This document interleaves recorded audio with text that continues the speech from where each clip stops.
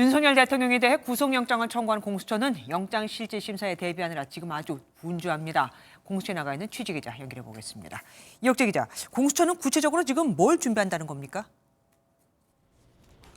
네, 공수처는 구속영장 청구 이후 본격적인 영장실질심사 대비에 들어간 모습입니다.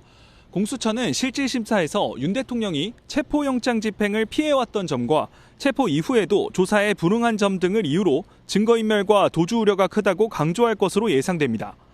공수처는 검찰로부터 박안수, 여인형, 이진우, 곽종근, 문상호 사령관 등 구속 기소된 주요 계엄군 지휘부 5명의 피의자 신문조서도 확보했습니다. 공수처 수사자료에 추가 확보한 검찰 수사 기록이 더해지면서 윤 대통령이 비상계엄 사태 당시 어떤 명령들을 내렸는지를 규명하려고 압박에 나설 것으로 보입니다.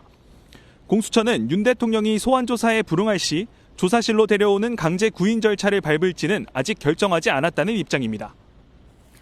네, 그런데 공수처는 윤 대통령에 대한 기소권이 없잖아요. 그럼 검찰로 사건을 넘겨야 하죠.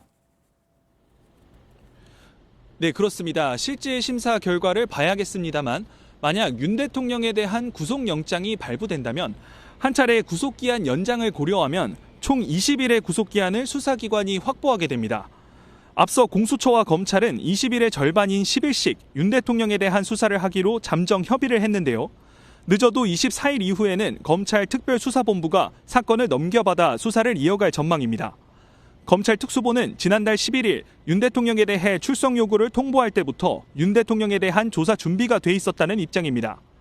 어제 열린 김용현 전 국방부 장관의 공판 준비 기일에서 김 전 장관 측이 진술조서 등에 동의하지 않을 경우 50에서 60명 정도의 증인을 신청할 수 있다고 얘기한 점을 주목할 만한데요. 검찰이 계엄군 지휘부는 물론 이번 비상계엄 사태에 연루된 인물들 수사를 어느 정도 마무리 지은 만큼 공수처 수사에 이어 고강도 조사를 벌일 것으로 보입니다. 지금까지 공수처에서 MBN 뉴스 이혁재입니다.